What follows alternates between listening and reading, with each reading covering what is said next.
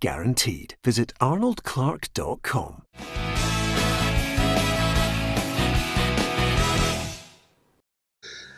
Welcome to Peter and Roughie's Football Show, sponsored by Arnold Clark. It's Wednesday the 14th of October. Delighted to have your company. Alan Rough, Tam McManus and Charlie Adam are here with me. Thank you very much for joining us. And I know why you're laughing, Tam, because no sooner are we on than Adam looks as if he's completely and utterly frozen, but he's frozen in the right way. So we'll get he's still back. There with us. He's with us. Yeah, he's back. He's with us. Listen, lots to talk about. Scotland against the Czech Republic. And for the benefit of Charlie and Tam, who haven't witnessed this, Roughie has been the most grumpy pundit we've ever had in the 8 or 9 years that I've been in his company. This week has been the most negative ever, and a lot of people have been telling me over the course of the week that maybe I'm picking on him too much. So I've decided not to. I'm just going to let him rock and roll with it, and he can give us his assessment of what he thinks is going to happen tonight and beyond. Anyway, Apart from that, let me also tell you, we'll have Premiership discussions tonight. We'll react to some of your points on Facebook as well. And you can subscribe to our YouTube channel too. And don't forget, the world does not revolve around Celtic and Rangers. There's Premiership, and the Championship gets underway on Friday, which I'm really looking forward to at Tynecastle. I'll be there to watch Charlie strut his stuff as Hearts take on his Dundee. So that's all to look forward to. Charlie, are you buzzing? Looking forward to getting back into league football? Yeah, I'm excited. The only disappointment, obviously, is the no supporters in the crowd, because we probably would have got about 15,000, 17,000 at Tynecastle on Friday night. But, you know, we got to go there and show that we're a good side, and hopefully we can get a good result. Yeah, absolutely. I think you're absolutely right. It's the type of game that would have managed to get up there of 15,000, 16,000 inside Tynecastle. We're also going to be talking about the big project, the big picture that was the breakaway from down south in England. Looks as if that's been called off. We'll discuss that a little later in the show. We'll hear from Steve Clarke and, of course, some of the Scotland players involved in tonight's game. Look at a projected lineup as well. First and foremost, Scotland against the Czech Republic. Our reporter Gabriel Antoniazzi is out there at Hampden ready to get underway. Good morning from Hampden Park ahead of tonight's Nations League meeting between Scotland and the Czech Republic, the third and final game of a triple header this month. Speaking to manager Steve Clarke yesterday, he's urged his players to use this match as a chance to make themselves undroppable for next month's playoff final against Serbia. He's also very keen on winning the Nations League for several different reasons, and a victory tonight would see them go 4 points clear. The Nations League is a very, no matter how people try to knock it down, it's much better than playing friendly matches. It's a competitive competition, and it also throws up another chance of a playoff route into the World Cup in Qatar 2022. So if we can top the section, then we'd have a chance of giving ourselves that safety net again, which is why we're playing Serbia next month. The Czechs themselves are without manager Jaroslav Silhavy. He's returned a positive coronavirus test, so he and one player will miss tonight's trip. The number 2 is in charge. They're in good form though. They've won 4 of their last 5 away games, and they boast Premier League duo Tomas Souček and Matej Vydra, as well as captain Vladimir Darida. I know they've been affected by the COVID situation, and their head coach won't be there, which is a shame, because that's 2 games against them and I haven't got to meet Jaroslav yet, so that is a shame. But they'll come with a pretty much a full strength starting 11 anyway, so we expect a tough game. In terms of Scotland team news, the 5-3-2 formation is likely to be deployed again, and with Liam Cooper and Andy Robertson both out, Andy Considine and Greg Taylor are likely to start in the left-hand side of defence. Ryan Jack could also feature, and he's welcomed the change of shape. I think when I played the Cyprus and Kazakhstan, it was more 4-2-3-1, and then obviously more recent, the gaffer changed it to 3-5-2, and it's as players you've just got to adjust, you know what I mean? And each time we've met up, the manager's put a lot of work into the training on the system, and defending shape, and being hard to beat, being compact and sticking together. So I think it's worked through the results that we've had, so we just need to keep that going. So a win tonight could be more important than many people think. Seeing them have a great chance of winning the Nations League group. It would make it 8 matches unbeaten in a row under Clarke, and also build confidence ahead of that crucial playoff final next month against Serbia. Yeah, that's a feel good from Gabriel, soon to be dampened by a Roughie, as you're about to find out. Ronnie Porter, hi to you. Ronnie, hi to Jim McDonnell, who says, hi, folks, all the best from a Hibby. Good afternoon to Norman Heaney is in sunny Belfast. Great to hear from you, Norman, and thank you for sticking with us. Kevin McManus, good luck to Scotland tonight. Well done, Kevin, for that. Come on, Scotland, says Hugh Scott, and lots of people, Alison, Niall and Callum and William Gibson as well. Lots of people joining us on our Facebook and our YouTube channel. So with that in mind, 3-5-2 seems to be what he's going with, what he's going to try and stick with, Charlie, going into this crucial game today. And it is a crucial game. No, it's a big game because it'll put us in a good position above the Czechs if we can beat them. So it's a massive game for us, and it's building confidence. It'll be another game that we could obviously, go to 8 unbeaten. I think it's since 87, 88 was the last time we went this long under Andy Roxburgh. So, it's a feel-good factor about the country at the moment. And listen, it's not pleasing on the eye how we're playing, but we're getting results, and I'd rather be playing like that than playing well and getting beat. So, fair play to the lads and the coaching staff. You've seen, Ryan Jackson there that they're focusing on being compact and tight, and that's what we are at the moment. We're trying to be solid and nick one on the break, and that's what we'll have to do in Serbia next month. Yeah, Steve Harper says, do you think we'll get a shot on target? Well, I think we will, Tam, because quite simply, I am well impressed with what Dykes offers up front in this Scotland lineup. Yeah, I think he's been really, really good for Scotland since he's come into the team. He's got himself a couple of goals. I feel he's not had great service. He's only really had 2 or 3 chances and he's scored 2 goals. So, listen, I think he's a real threat for us. We've got to get decent service into him. You've seen the other night against, we should have put more balls into the box and we didn't. And that was a big, big error for us. So if we put more balls in, we can get more goals from him. I'll tell you, here's a great point, Roughie. Just as Roughie says, no, you're not speaking to me, so I'll leave. Brian Morgan says, how can a full Andrew Lloyd Webber theatre go ahead the other day, but there's no fans in the ground? Well, I saw this and I was absolutely astounded by it, which was quite simply, I think there's an evening with Arsene Wenger that was packed full to the gunnels. Didn't seem to be any social distancing. And then there's been a few other shows where suddenly, there's been lots of people inside a theatre, but still we can't get anyone inside a ground. We're just going to have to live with it, Charlie. But down south, they seem to be making rules up that you can now get into theatres, as long as you've got a mask on. Peter, the rules up down here in England at the moment are just ridiculous. People are doing what they want, and it's like a free-for-all. How is it possible you can go to the London Palladium and watch a show or watch anything and you can't get into a football stadium? It's incredible. So I know Nicola Sturgeon's trying to be very strict in what she's going with, but she's done it. I think she's done a good job in trying to keep the country in a good place. In England at the moment, it just seems a free-for-all and anybody can do what they want. So it's, it is a hard time, but we're hopefully going to get through the end of it.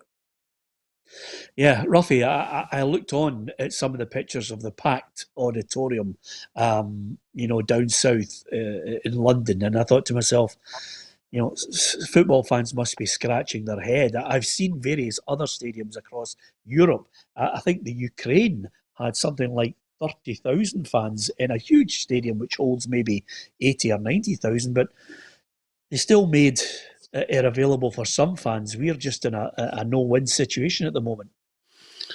Yeah, it is incredible, and I think we've all started going to games like us as part of the club or part of the media, and we've seen what the clubs are doing. We've seen the protocol you've got to go through. You've got to go through the temperature. You've got to fill in, documents and all that stuff.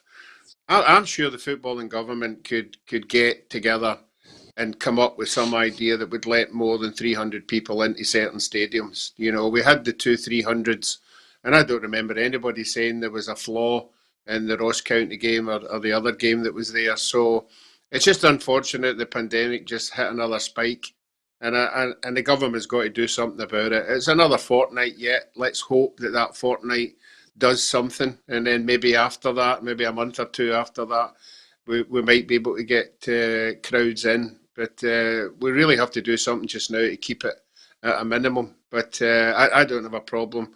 I mean, I've been to our own park at Firhill, you know, and we're, I think, 10, 12,000, and I think we could get 1,000 in there, no problem, with the proper testing and the seats. And anybody, unfortunately, people who haven't been to the stadiums don't know what they've done in the stadiums.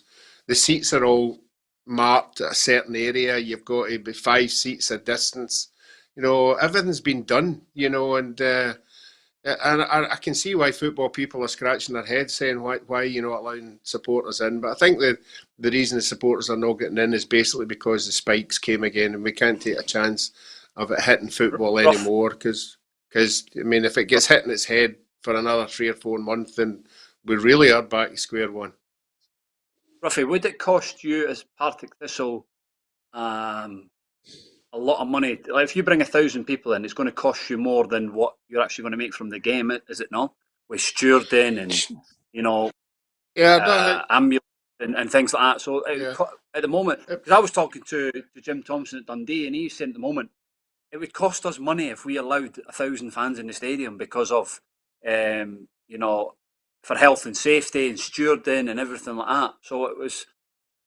Some clubs will be thinking, do you know what? Unless we're going to get 4,000 or 5,000 in the stadium, you know, it's not probably worth it for clubs to actually get, you know, 1,000 people into the stadium. Yeah. It will cost them more stewarding and things like that, and it's, you know, more of an issue and more of a problem for them.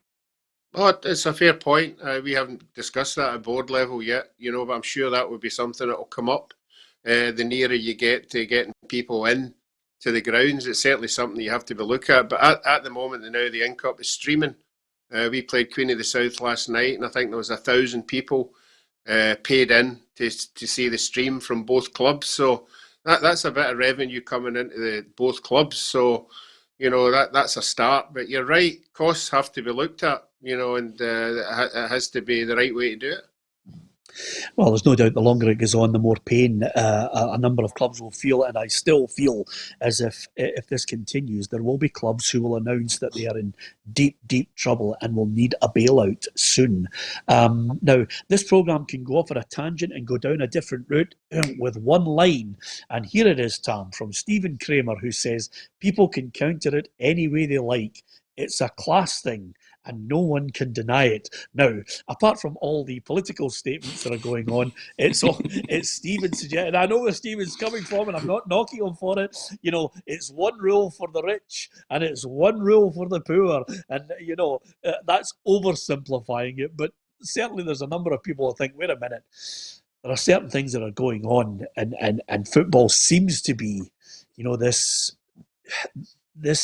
situation where there's no circumstances whatsoever where we're going to give you any leeway to let the fans back in. We've even had them in rugby in the last few months as well, Tam. Yeah, we have, and we were speaking about before the show, the London Palladium down there, and at the theatre. So how can they go into a theatre indoors and we can't get 3,000 or 4,000 fans in a stadium spaced out? It's ridiculous, and I'm really, really getting angry now because, like Roughie and like Charlie and like yourself, we've been to stadiums. We've seen the extent that clubs are taking, you know, the care they're taking to keep people away from each other, you know, social distancing, temperature checks, writing things out, you know, track and trace. Clubs are doing everything they can to get people into the stadiums, and they're not getting any help whatsoever from the government. I think it's a joke now, and I think we need to look at it seriously and try and get people back into the stadiums, because elsewhere, rugby, you know, they've tried it, you know, London Palladium, people into the theatre. I mean, come on, how can we not get people into the stadiums outdoors? Ridiculous. Yeah, and as you know, Roughie, the angrier Tam gets, the more golf he wants to play.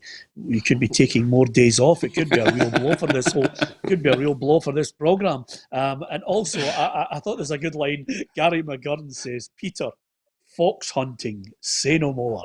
So everybody is loaded up with the reasons why there's unfair treatment going on here. Gary, I'm not going to argue with you on that as well. Don't forget to join us live next Tuesday. We'll be covering the fox hunting. Roughie and myself will be out there live at the fox hunting situation to see how it all develops and how the lineups will change from day to day. And talking of lineups, what about Scotland tonight? There's going to be arguments aplenty over these guys guys here about how we line up. Here's a potential lineup, and then we can digest it. Marshall and goal, McTominay, Gallagher, Considine, O'Donnell, Jack, McGregor, Taylor, McGinn, Fraser, and Dykes. It's just a suggested one. What do you make of it, Roughie? Yeah, no, I'm quite happy with that team. I think the team that he's been putting out are pretty solid. You know, I'd like to see he's been a wee bit more adventurous, but no, I think that team could handle themselves pretty well. You know, I woke up this morning and I was a wee bit more positive. I just getting behind the team. I noticed in one of the papers, one of the betting for the game tonight, that Scotland are 3-1 to have more than one shot at goal. So I jumped up to the bookies right away and got a few bob on that one, because I think we're going somewhere now. I went for 2 shots on target. So he's on the happy pulse. Cash in. By the way, I'm only joking. I'm not allowed to bet. I know. I was actually going to jump in because I thought, wait a minute, this guy tells me he can't bet because he's part of the Partick Thistle board. Anyway, well, I mean, listen, Tam, do you disagree with that? Is there someone there that we're missing that might get a start? No, I think it's a decent team. I think the back three done really well against Slovakia, so we keep those 3 in. I think obviously there's going to be changes with Robertson coming out. Taylor will come in, I think, on that area. They're a bit of balance on that side, and the rest of the team, I think, spot on. You could maybe drop Fraser and put McBurney up there and play 2 up front, and have a real go at Czech Republic. But I don't think that team will be far away from the starting 11, Peter, to be honest. So I think you're pretty much spot on.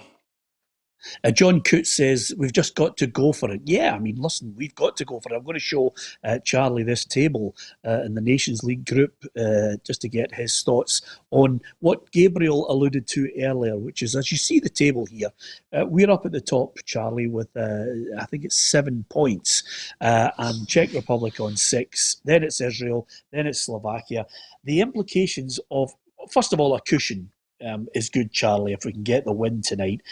But second of all, the longer we go on, even if the games, as Roughie points out, are against sometimes insignificant teams, the longer we go on, the more chance we'll have of going into a higher group when they start to, put a draw out for competition, for qualifying for Euros and for World Cups as well. We could be in, pot 2 effectively, which would be great, Charlie. Yeah, I think the one thing about this, Peter, I think that we could take out this is there's no meaningless games now. Do you know sometimes when the friendlies and that, and you've got 6 or 7 call-offs because lads don't want to be playing in friendlies, every game now means something because there's something at the end of it, and it's so it's great that the competition is you end up playing at international teams roughly around the same area as you in the rankings, which is great, and you win a few games, which we've done. But I think tonight, if Scotland don't lose, I think they're still in a good position, and they'd be confident of topping that group. So, listen, we've done okay so far, and if we can, if we can win tonight, would be amazing. But if we can get at least a draw, then we're in a good position. Yeah. Okay. Good position. Roughie, give us your prediction. I've got 2-0 Scotland. What? 2-0. Yep. You've been a moaning face so and so for the whole week, and you've gone 2-0 Scotland. Talk about down the road. No, I'm listening to the manager, and if that's the way he wants to play it, I still think we're good enough at home to beat a team that's again 7 or 8 players down from their first team. We should be beating them 2-0. I think we're good enough. I think we just get a wee couple of breaks here and there. So no, I'm going to go 2-0. Yep, okay. William Gibson says the league they're in, Czechs, not the team they were years ago. Let's hope so, Dougie. Charlie, what do you think? I'll go for 2-1. Like I say, they are losing a few players, and they're not the team of old, but I think if we're going to win 2-1, and it's on to 2-1. The group. Yeah, okay. Tam, Charlie's going 2-1. I'm going to go 1-0, Tam, because I think chances are few and far between. Open play, when we do create them, it's nice to see. But I still think it'll be unbelievably tight, Tam. Yeah, I think it'll be a tight game as well, Peter. I'm going to go for 1-1. I think the Czech Republic are a decent side. Obviously, I think they gave us a real test with their reserve team, and they're very much stronger tonight. So I don't think the Czech Republic will lose the game tonight. I'll go Scotland 1, Czech Republic 1. Okay, Niall says 2-1 to Scotland, big Dykes with a brace, and we'd be happy with that. Alison says 3-0, and Stevie, who's probably in a more negative frame of mind, says 1-2. So we're losing on that one. And Ian Noble says, I hope Jan Koller isn't playing. Do you remember him, by the way? No, I remember him. He was a big monster. He was a big guy, but he had a great touch, by the way. He was, I think he played for Borussia Dortmund. Did he play for Borussia Dortmund, I think, at some point? Yeah, he was a really good player. Good shout, Ian. I forgot all about him. Of course, when I think about the Czech Republic, I automatically think of Karol Podborski. Do you remember him, Roughie? Yes. Karol Podborski? Yes, I do. Yep. The Panenka and all them, that was a quality side. That was just, they were all playing top of the game, top clubs they were all playing for, and that's when they were a fantastic side. Nedved. I think they were actually in one. I think they were in their. It wasn't Czech Republic. It was Czechoslovakia were in their group in 82 or 78 World Cup qualifiers, and they were quality then. We were fortunate enough to beat them home and away, but they were a quality side then. Yeah, absolutely. Hugh Scott, I'm going to read out Hugh's point because I think it's a very good point and very relevant. He says, is Charlie using the same server as Dundee had their emails on?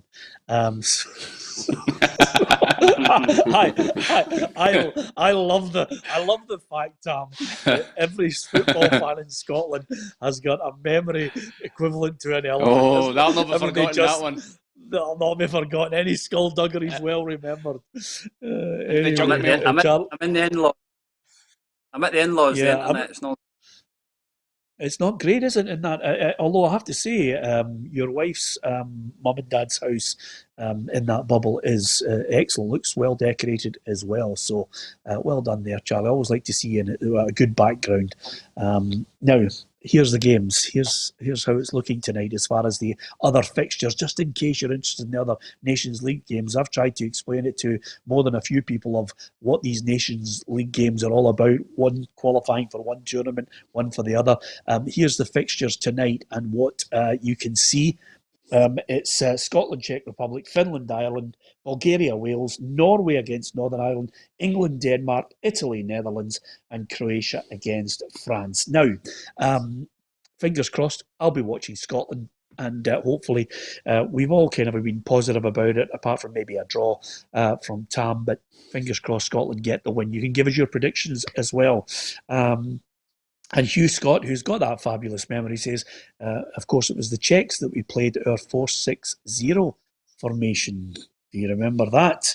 I'll never forget kickoff when Steven McManus got the ball from centre and just knocked it long from the kickoff to nobody because we didn't have anybody. We didn't have anybody up there. It was 4-6-0.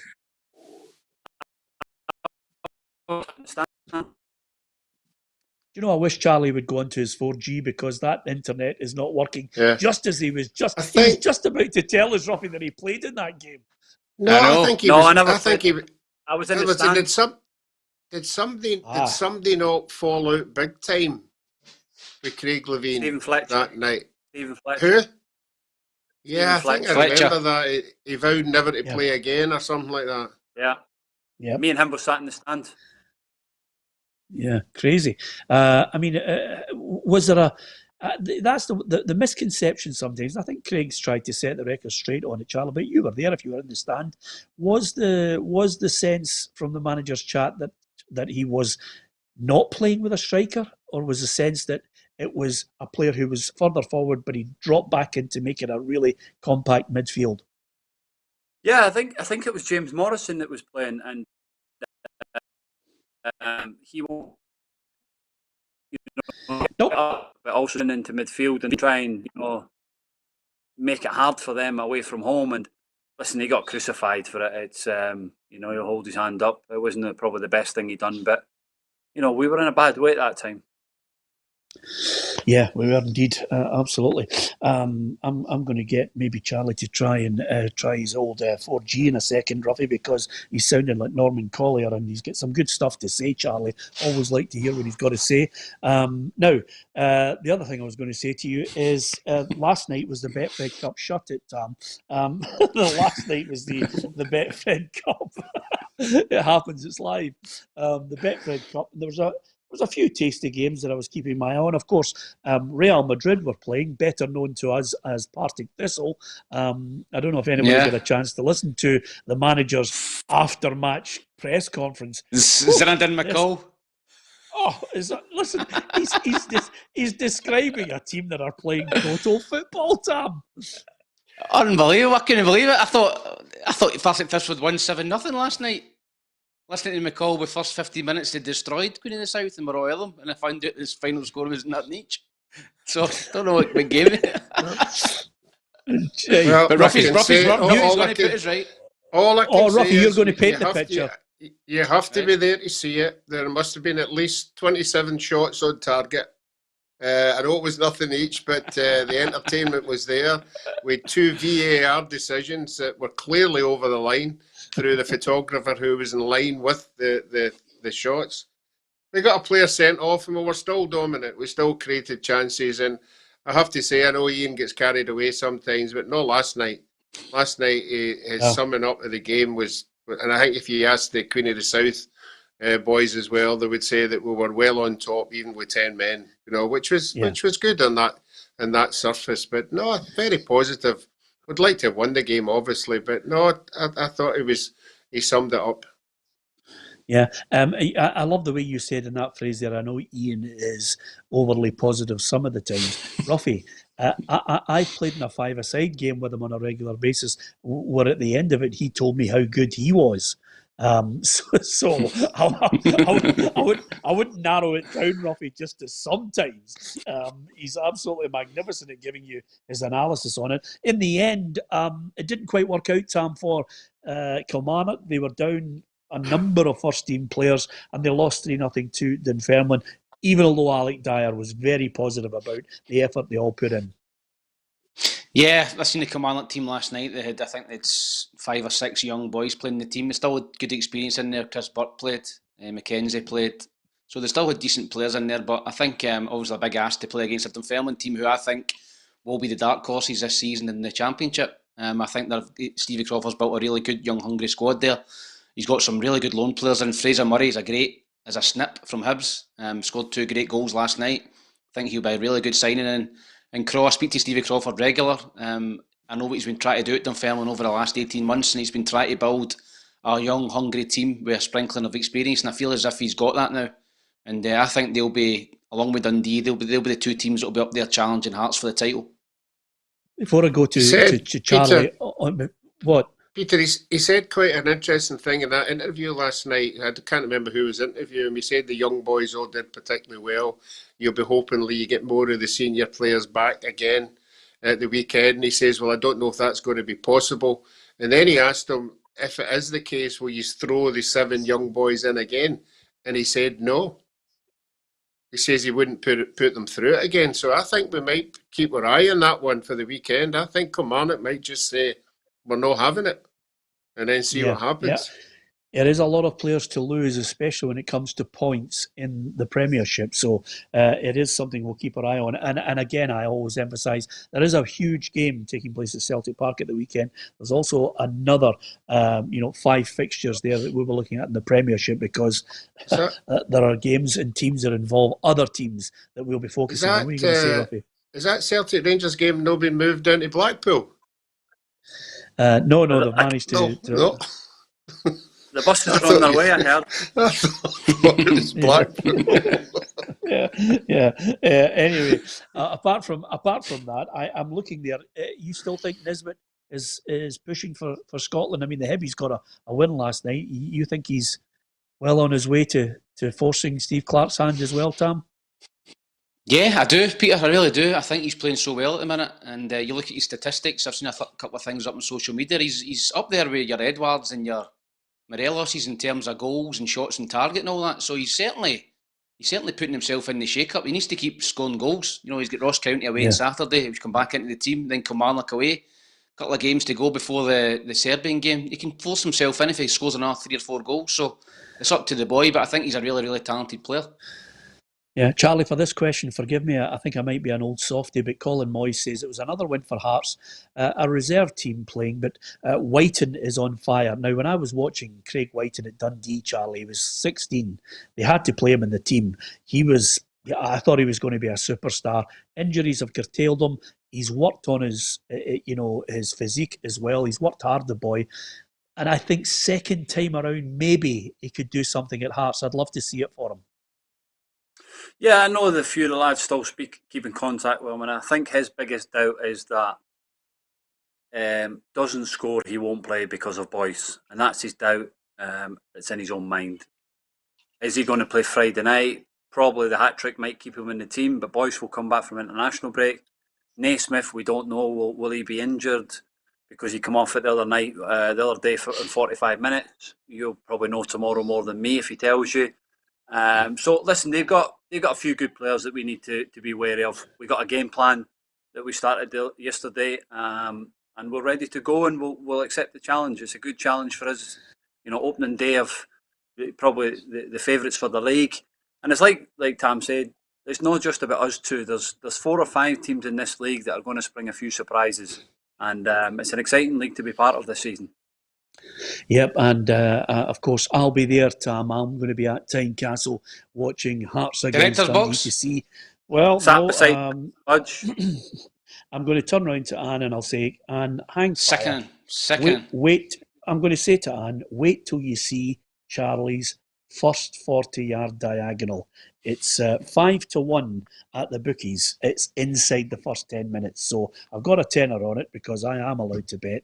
First 40-yarder onto the boys' toe to open the game up, Tam.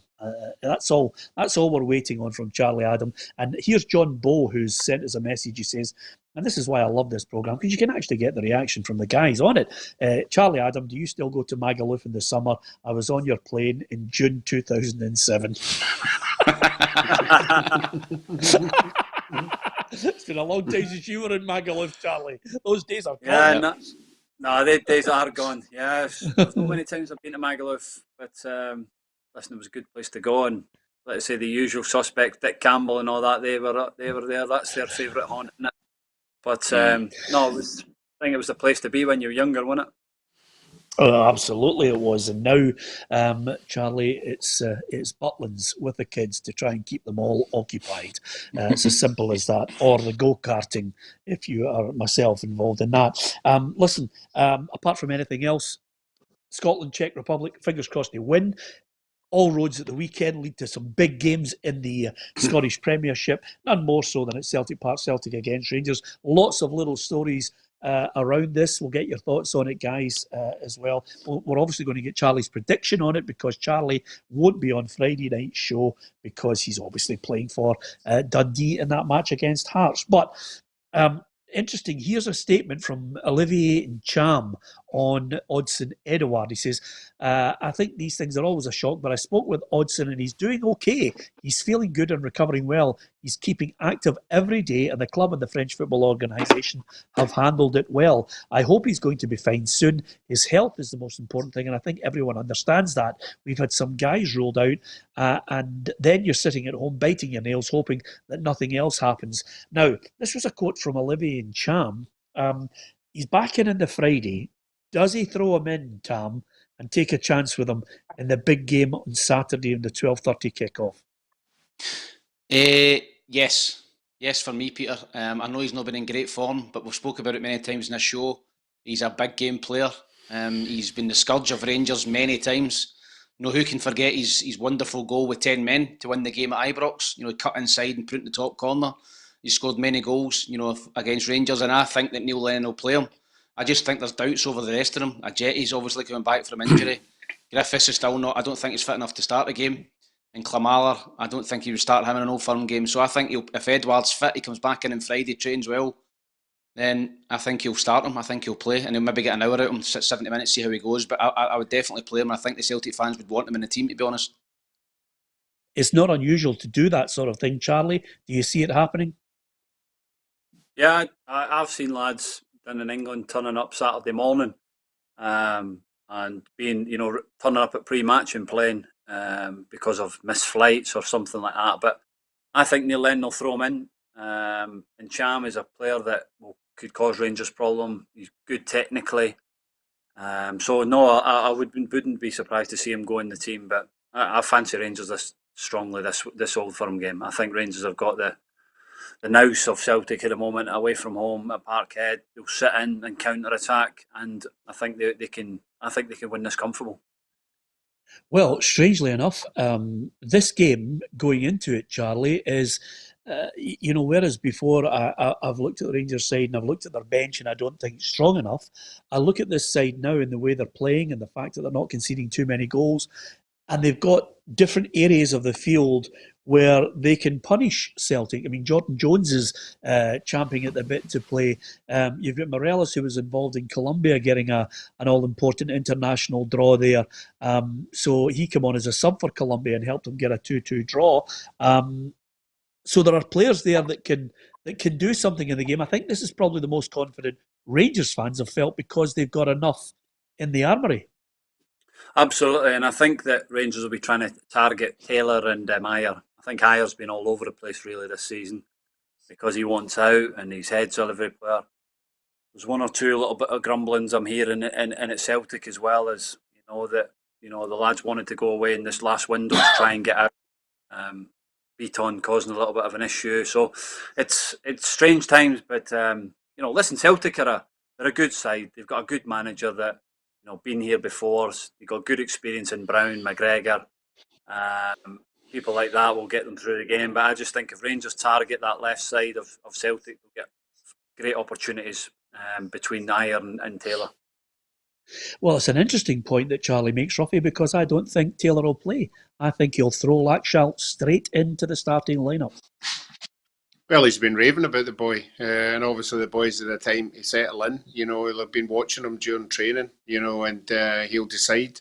He seems to be quality. He's been playing first team football for a wee while, so it's a big game to throw him in to. But I don't think it's as big a game with no.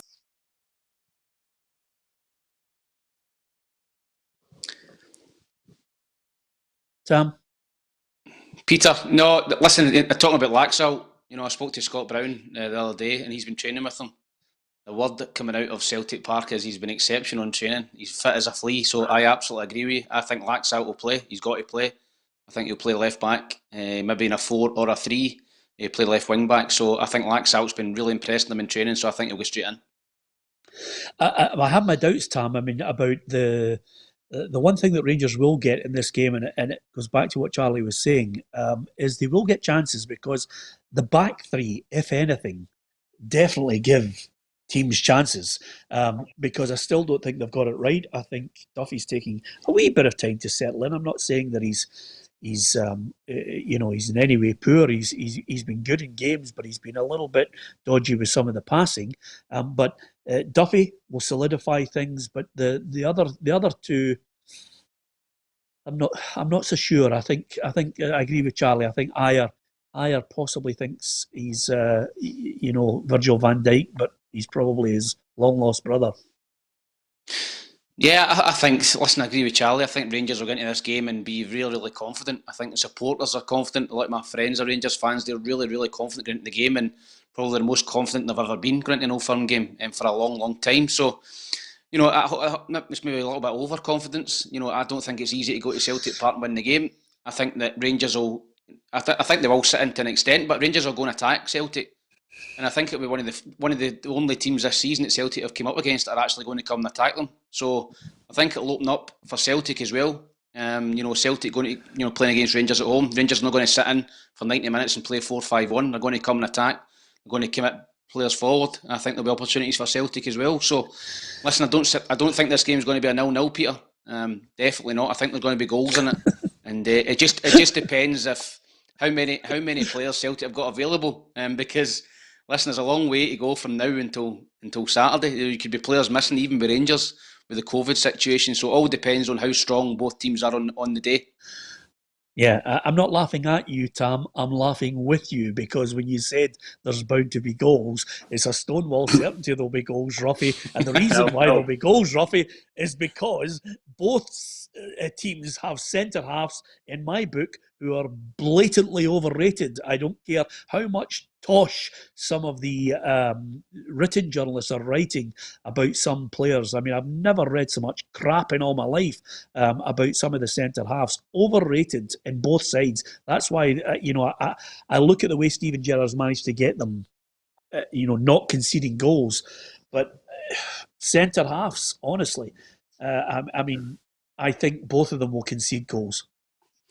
Yeah, I think that this is a test for both of them because the both of them are way above everybody else in the SPFL. They don't get tested. The defences don't get tested at all. They get tested in Europe. There's no doubt about that. So this is the first time, obviously, the two of them have come up against each other. And I think, as you said there, both defences can be got at. So I'm sure on Saturday, I think it'll be a test for both of them to see which defence stands up the best. It's obviously obvious that the defence that does stand up the better of the two will possibly win the game. But you're right, set pieces, people attacking them at pace, they're vulnerable, both of them. So let's hope it's an exciting game then. Yeah. And do you think the change of no crowd, do you think that makes a difference in an Old Firm game? Do you think the intensity will still be as the same as it would before? I don't think so. I don't think it will be. You don't think it'll be as intense? I think it'll make a difference. I don't think massive that difference. the whole, obviously there's no atmosphere there. So, I think it, and what, you think that it'll be more of an intense game? Well, listen, I mean, I'm going to be honest with you. Human nature tells you that there is an element missing in football with no fans there. We all know that. We all can see that, as you know, Charlie, you've seen it a million times, Tam's seen it, Roughie's seen it. There are certain players who can handle an atmosphere when it goes negative and when it's positive and they get an adrenaline rush. That's fine. What I think we've got to do is, as Steven Gerrard will do and Neil Lennon will do, is detach yourself from the madness and the hysteria and say, this is the game plan we want to play, execute it. Steven Gerrard's side will undoubtedly look towards his players to do the counter-attack, keep it tight and get in Celtic's faces. Because when Rangers were at their best in those games, especially the League Cup game, Tam, they were in Celtic's face, did not give them a minute on the ball. And I feel that's where Celtic can be got at. But by the same token, I think Neil Lennon's side has got that quality as well around the park that will be able to test Rangers as well. They've got game changers too. This is why I'm looking forward to the game so much, because there's no point in talking about the crowd. They're not going to be there. It's all about now these players, without the adrenaline rush or the negativity, going out and showing what they can do. And I think it's about the first challenge. Getting in there, making sure that you can your intent is there from minute one, and that's where I think it'll be won or lost. I'm not interested in the crowd not being there. I'd love them to be there, Tam, but I think this is now down to who wants it most, who's going to be in their face. That's where I think it'll be won and lost. Yeah, I agree with you, Peter. I think that obviously, Celtic at home with 60,000 fans there, whatever it was. I think last season, obviously, you had a small section of Rangers fans and opposite Ibrox. I think that's got to be a huge advantage to have 54, 55,000, 58,000 fans behind you in an Old Firm game.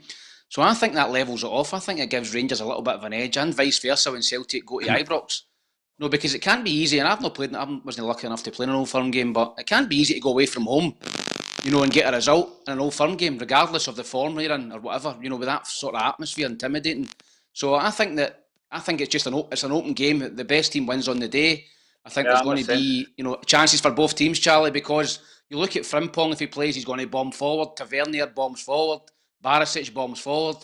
There's going to be spaces down the flanks for teams to exploit if they can get their game plan right and their tactics right. Yeah, again, Roughie, we're talking about it. There's no point in saying any. I mean, I've actually read and listened to people saying Celtic Park without any fans goes against Celtic. I mean, it's just a lot of tosh, because They're professional footballers.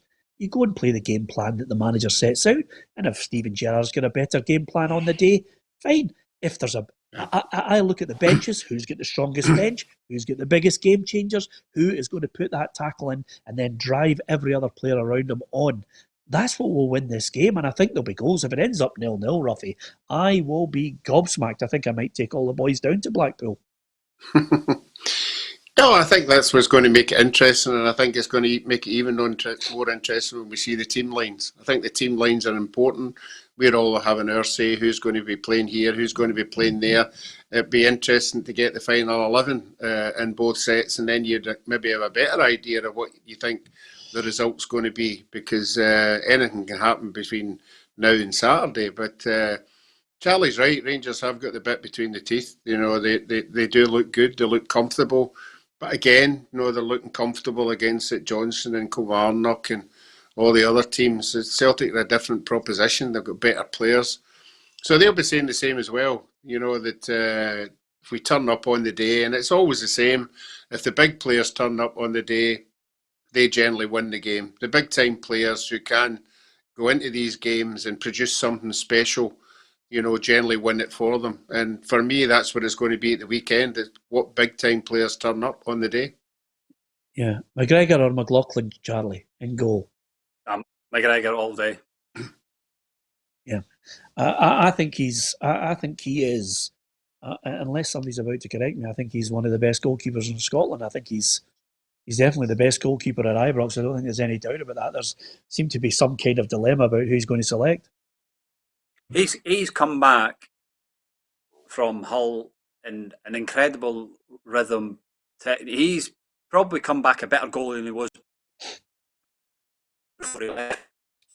He's been phenomenal at Ibrox. The manager for Charlie staunch Wi-Fi's struggling. Yeah, it's just you can see the difference. I actually think, Roughie, when Charlie makes a statement which is very pro-Rangers, the BT man up there just he's too staunch. Yeah, there's a guy up there in Dundee, and he's going, McLaughlin, McGregor. Just take that Wi-Fi out, Charlie. Is that BT guy got a buzzer there just to cut me off? Exactly. Anyway, I agree with the gist of what you were saying was McGregor come back a better goalkeeper from Hull. He's been superb. He makes some great saves as well. I can't call Barkas because I don't know if he's a good keeper or not. Tam, I haven't seen anything to suggest that he's a fantastic goalkeeper. Certainly seen Fraser Foster win a game for Celtic on his own. But Barkas, jury's out. Big game for Bark, big game for everybody. You know, big game. All firm games are huge, but I think as a new signing, a big money signing, these are the games you make and break your reputation. If he goes out and has a stormer and wins the game, all of a sudden Celtic fans think, what a goalkeeper we've got here. You know, he's top notch. He's won us the game. He's helped win us the game. If not, if he makes a couple of mistakes and Rangers win, he's a diddy. That is just football in a nutshell, particularly in Glasgow. In these old firm games, you know, if you have a bad game, you're a diddy. If you have a good game, you're world class. There's no in between. So it'll be interesting to see how he gets on. Yeah, Patrick Glacken says, I'm in Bulgaria and I've got better Wi-Fi than Charlie. Patrick, that's a very, very good point. And we'll mention if we can get a flight and get Charlie out to Bulgaria, we'll try that for next week, to be perfectly honest with you. Now, as far as the other games are concerned, Roughie, there was a time, and Charlie's dad, on many an occasion, would have seen more than a few of those fantastic games. Dundee United against Aberdeen at the weekend. You remember those days? I mean, for me, watching Dundee United against Aberdeen in those days in the 80s, that was a top game, Roughie. Oh, two top-class teams, as you said, with top-class players, all flooded international players, all playing at the top of their game. And it must have been fantastic for both sets of fans to watch that game, because they were always tooth and nail. They were always exciting games to go and watch. But you're right. But for me, this one, Dundee United have hit that wee buffer zone that I said to you at the beginning of the season. That he's been desperate for me. Them and Ross County, you know, are on that that wee slide. Slippery slope. So I'm hanging on in there. But no, stranger things have happened in these big games. But for me, it's Aberdeen. Yeah. Charlie, Dundee United against Aberdeen. Yeah, both teams are, obviously United are going through a bad patch, and Aberdeen have done extremely well so far this year. I'd fancy Aberdeen to win this. I like what Aberdeen are doing so far this year after that blip against Rangers at the start of the season. And, they've got some good players that can hurt teams. Peter? Yeah, I'll tell you. Tam? It didn't take long for the Mickey Mellon honeymoon period to be over. Yeah, absolutely. He's getting a bit of stick already. The point here is he'll be given time. He's got to be given time to let his team play and find their way. The remit is keep the team in the league. It doesn't matter whether we think Dundee United should be up in the top six. I mean, Kevin McManus says, Peter, what you were talking about was a long time ago. Nothing like it nowadays. You're absolutely right. I still stay in touch with one of my heroes. I say heroes because there are certain players when I was growing up as a boy that I absolutely loved watching. I was fortunate enough when you're growing up as a boy to have lots of heroes that played for different sides. And I still stay in touch with Paul Sturrock on Facebook. And, Paul Sturrock was an absolute genius. Another player, Roughie, when you think about Aberdeen players, another favourite player and it's one of those guys I'd love to track down and sit him down for an interview. Do you remember a guy called Ian Scanlon that used to play for Aberdeen in St Mirren? Yeah, winger, dark-haired boy. Yeah, he was in around about the same time as Weir. The two of them were sort of a similar old-fashioned wingers. You don't see many of it now. They're just going forward. They didn't track back at all. They just beat people and put quality crosses into the box. And that's what they did back then. But I think that sounds about right now as well. A wee player I used to like at Dundee United, and he looked like sort of a miniature Gordon Strachan, was the wee boy Payne. Yeah, Graham Payne. Yeah, I thought he was a super player. Yeah, and I don't know about you, Charlie. You were getting all emotional there when he said players that don't track back. Just love that type of player, Charlie. Wee bit of magic then, like everybody else. The match winners. Sometimes we had it with Arnautovic at times. It was like an afterthought with him. Do you know what I mean? But he was get him on the ball, and sometimes you just got to allow these players to go and flourish and sort of relieve them of tracking back. He would do it, but at times it was like an afterthought with him. But get him on the ball, he was a match winner, and sometimes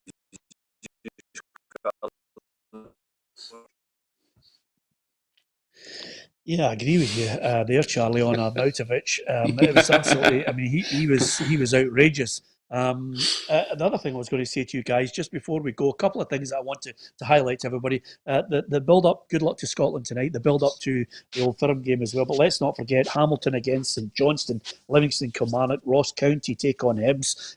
Just out of curiosity, Tam, are you going up to Dingwall for the weekend? No, but doing it from Easter Road. So thankfully I've avoided a trip to Dingwall on this occasion. Suddenly the budget has been cut and all the big spending has been reined in. Yeah. Oh, you'll do this. There'll be 17 cameras on it. You'll have makeup, and then all of a sudden, let's do that. Let's not go. That McGuinness transfer fees, that's it. That's kiboshed everything now. Yeah, absolutely. And the other match is St Mirren against Motherwell. So we will hear from the managers, obviously Mickey Mellon, Jim Goodwin, Stephen Robinson, the build-up to the games at the weekend in the Premiership. And let's not forget, I mentioned Friday, which is the Championship, Hearts against Dundee. Really looking forward to that. Ayr United, Queen of the South, Dunfermline and Inverness, Cally Thistle, Morton against Alloa and Wraith Rovers against Arbroath. All to look forward to. So we will discuss them in greater detail as well. Yeah. Thank you to so many people who are... You not got the First Division fixtures now? Well, I'll mention them tomorrow, League 1 and League 2. We're not dropping that down that far down to the jobber leagues. Hey, just out of curiosity, hey, do you want it to be a 2-hour special? What we'll do is every now and then we'll throw in an Ian Mccall interview on how great he's all are and how he can't explain the 3-0 defeat because he's were sensational. Which Charlie, I know you missed it last year, but that was Roughie for the entire season. We were sensational, but still get gubbed. 2 quick points. Neil Gray says something which I think is relevant to you guys and something I know you'll want to watch. Peter, the film you were looking for last night is called The Three Kings, the makers of modern football. It's in cinemas from November 16, and it's from the makers of Senna and Diego Maradona, and of course the Three Kings, Shankly, Steen and Busby. I've watched the trailer, guys, and I have to tell you, it looks absolutely sensational. 3 men that I've read countless books on. And I don't know about you guys. Roughie, you probably appreciate this more, but when I was a wee boy watching the telly, if either of those men came on the television, you were transfixed listening to what they had to say. Yeah, the biggest people in the game were transfixed. Like Jock Stein was transfixed by Shankly, everything. And I suppose Sir Alex Ferguson as well. They were their idols, because what they did in the game. I saw the Bill Shankly documentary one. That was superb with Ian St John and John Tashak and Keegan. It was just brilliant. So the 3 of them will be something special. Should be a good one. It's the type of, when you think of the teams that they built, Charlie, incredible what Shankly did at Liverpool, Sir Matt Busby to rebuild a team, and of course Jock Stein with players that were 30 miles apart at most when you include Bobby Lennox. It's incredible. That's that type of stuff is before me, but you still obviously they're the linchpin of these clubs and how these clubs started winning proper trophies, European trophies, year in, year out, and it's phenomenal to be able to relive it. And it'll be a good watch. Yeah, did you watch the Maradona one, Tam? I mean, that was fantastic, and that just gave you a great insight into how mad his life was. The Maradona documentary is without doubt the best one I've ever seen. I thought it was absolutely sensational. I sat with my wife, who's not into football, and she loved it as well. The best part was when his love child was born and the camera was right in the bed. I think as soon as she'd popped it out, she said she was calling it Diego Junior. I was howling. It's just your worst nightmare. Maradona said it wasn't his kid. Oh, it was brilliant. No, I mean, I didn't think actually you were going to highlight that little misdemeanor of all the things in it. But trust you to come up with that one. But anyway, apart Maradona was fantastic. If you haven't seen that as well, but I'm amazed that you did say it's the best documentary you've ever seen. Clearly, The Last Dance is up there as one of the best. Sports documentaries, magnificent. Breaking news, last bit here for the guys, because we'll get all your thoughts on it. And Marion Christie says the Maradona documentary was brilliant. It was one of those ones you just had to gorge on it. It was sensational. The big 6 who were threatening to break away, Charlie Adam, suddenly it looks as if that's going to be kiboshed. I know Sky News at the moment are saying that the 2 clubs who were trying to persuade everybody, that's obviously Manchester United and Liverpool, it looks as if those possible breakaways now not going to happen. And in a way, Charlie, I think that's a good thing because there's a lot of clubs now owned by foreign businessmen, wealthy businessmen who have an agenda which doesn't necessarily take into consideration the greater good for all. No, I understand that, but if we actually get into the real facts of this, and I'm only just going with read it quickly and hearing through, how the clubs in the lower leagues are thinking, I believe this could be a good thing for League 2, League 1, the Championship, because then it'll clubs overspending the money that they've not got. For instance, look at a Reading, they're paying an absolute fortune in salaries. They're spending about 30-40 million quid a year in salaries. How sustainable is that? It's because they've got a rich owner, and it might stop, these rich owners just coming in and having a different agenda. If you get relegated, you're guaranteed £25 million from the Premier League. And at the moment, Watford, they get 44 million. All of a sudden, that disappears after 3 years. And what do they do? Because if these owners want to walk away, they can. So I think it's important that the top 6 or 9 clubs, they get round the table in the Premier League and they start dishing the money out, because if they don't, English football will go. Yeah, but the main crux of this, Roughie, is quite simply that we have a greedy set of owners who actually want to break away, set their own rules, set their own deals in the top flight. That's the biggest problem with this. Peter, we only watch the Premier League for the big clubs. You know, how many people watch Southampton against Burnley on a Sunday? No many people. The viewing figures won't be as big, but the big clubs must have more power than the other clubs because they run the league. Absolutely. So they should. And I think that it's important that these clubs get round the table and they start dishing the money out, because if they don't, I'm just talking about playing the English game from, League One, League Two, the Conference. The clubs are going to disappear quickly. Well, it's an interesting argument you make there, Charlie. Maybe my socialist values are kicking in here, Roughie, because I think, we're in a situation right now where you've possibly got 6 mega clubs with maybe another 4 or 5 hanging onto their coattail. They break away, they do their own individual deals, and they just move on to a different stratosphere. Europe and European football has a major problem at the moment, major problem with the money that's generated in the English Premier League, and even trying to keep up with them has been a problem for a lot of clubs. There is a really mega rich set of clubs, and everybody else, and I include everybody else in them who are dropping fast. I include Ajax, who struggle to stay there but have managed to do it because they have a brilliant youth setup. But Celtic and Rangers are nowhere near the super clubs. No, and you have to say there has to be an end to. I mean, they have to have a bigger project ahead. This, for me, is just a start, of for them to go to bigger things, and the rest of these can just do whatever you like. They've seen an avenue that these clubs that Charlie is talking about need money desperately, and they're just throwing a carrot out there. Here you are, we'll save you, but let us go and do our own thing. And Charlie's right. Nobody bothers about the lower divisions down there, apart from the people who are at these divisions. But maybe it's a case that these teams should start living within their means, and acting responsible financially. So the bigger clubs will always get bigger, and the weird clubs will get worse. Yep, it's one of those ones where so many people are mentioning what they believe about this whole breakaway suggestion in England at the moment. Listen, it's not necessarily based on your politics as well. It could be based on the way life is going. I'm not knocking what Charlie's saying, because business economics are dictating that the strong will always try and get even more money. Tam McManus, that breakaway league, if it were to happen, whether this is just the precursor to them eventually forcing the issue somewhere down the line, that breakaway league might be inevitable. It might be something that we just can't stop, that juggernaut, at some point in the future.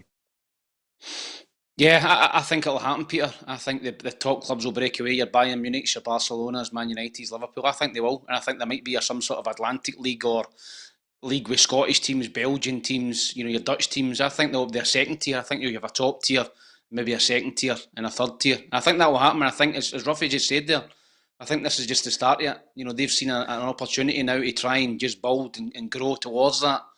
And I think it will happen in the future. I think that, as I said, the rich are getting richer. They've got too much money. They don't want to be involved with the peasants, and share the money between them. They want to have the money to themselves in between the 10 or 12 clubs, super clubs. So what are you putting Hibs in at the moment? Because they're spending more than anybody. Oh, Hibs are building towards that top tier, Charlie. Hibs are building towards that top tier with the Bayern Munich. Take time. Yeah, the one thing I would love to do, by the way, and Roughie, I'm looking at Charlie laughing there, and if I could, I'd love 5 boxes in our show right now, and I'd love to get into a DeLorean, drive it, and set the thing for maybe 15, 20 years ago, and I'd love to come back to this show and have Alan Rough, Charlie Adam 2020, Tam McManus, Peter Martin, and then Charlie Adam from the year 1999, and see how his politics and his football values have changed over the years. But nevertheless, it's good to see everybody have an opinion on it, whether you agree with them or not. Listen, it won't be the first time or the last time I disagree with Charlie on that. Let's get our predictions then for Celtic against Rangers. Charlie, give me a scoreline, because we won't have you here on Friday, so we might as well get your thoughts on it. I'm going to go 2-1 Rangers. Is that a comfortable 2-1? Because you did say Rangers would win it comfortably at the start. It'll be control, and Rangers will nick one. Ajeti might nick one in the 89th minute to make it a little bit nervy at the end. Yes, of course. Don't worry about it, Charlie. The Yeti followers are on your case on this programme on a regular basis. They're monitoring him to see how many he scores after your comment earlier on in the season. Hey, it's all a bit of fun. It's about football. It's not, as Bill Shankly said, more important than life or death, believe me. Charlie, thanks for that. Good luck on Friday night, Charlie, because the very best of luck on Friday, Charlie. Yeah, hit the ground Thanks, running. Tam. Yeah. Shut it, Tam. I hope he gets bumped. Anyway, on the jumbos. They two know their bread's buttered, Charlie. Don't worry about it. Do you know what? On Monday, he's going to come back. I'm going to launch up onto the main stand at director's box and hit him right in the head. Absolutely. Charlie, we wish you well on Friday. It's great to see you back in Scottish football, and of course the Championship starting, and I'm sure Dundee are going to be up there, certainly challenging right till the end until Hearts eventually win it. Apart from anything else, don't forget to like, share and follow us on our Facebook, and if you can, subscribe to our YouTube channel. The t-shirts are on the way for the benefit of the people who were all on our list, and on Friday we've got a great launch of another fantastic competition that I think you can all get involved in, and you never know, you might win yourself some early Christmas presents. Enjoy the match tonight. Good luck to Scotland, Steve Clarke and the boys. Let's have another win from Tam, Charlie, Roughie and myself. Thank you to you for watching.